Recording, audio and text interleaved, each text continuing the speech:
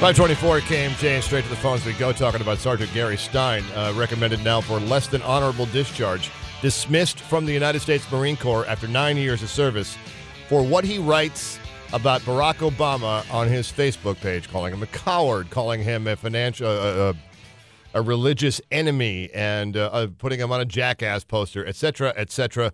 He also claims to run Armed Forces Tea Party's website as well. We'll go first to the first caller. It's Dave in Fresno. Hi, Dave. Hey, Chris. Thanks for having me on the line. Thanks for waiting and making it. Thanks for coming in early, too.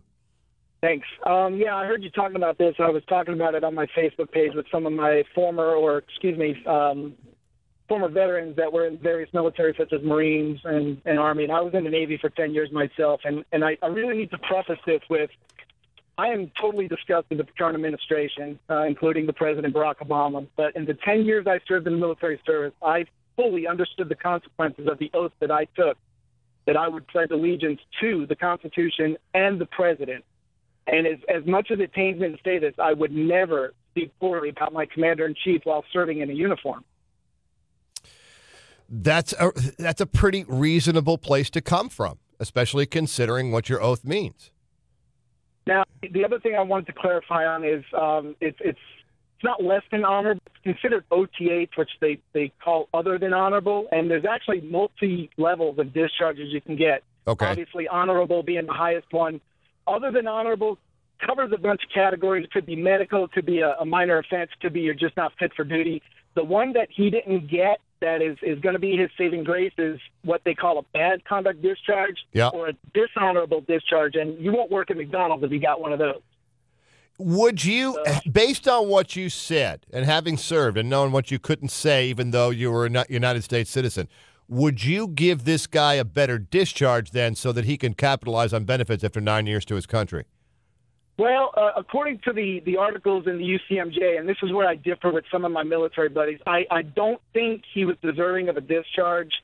There are other penalties that could have been, stripping him of rank and service and pay, and you pretty much get ostracized for that. I guess I'm not fully on board with the discharge, but it's my understanding that he disobeyed a lawful order from the officers in his group, so that's a pretty big no-no as well.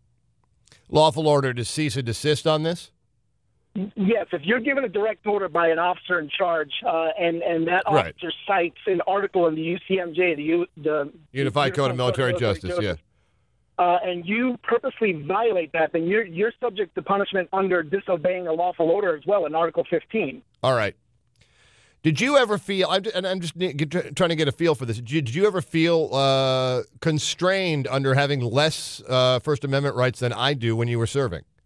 I knew exactly what I was getting into when I joined the military, and I'd like to believe that every single person that has been in the military before me, after me, and even during this time understands that we are kept to a code and honor. That's what we strive to do. We represent the United States, the best military in the world. And I guess my question to you, Chris, would be if you talked about your boss on a blog at KMJ, would you, and you got fired, would you be surprised? No.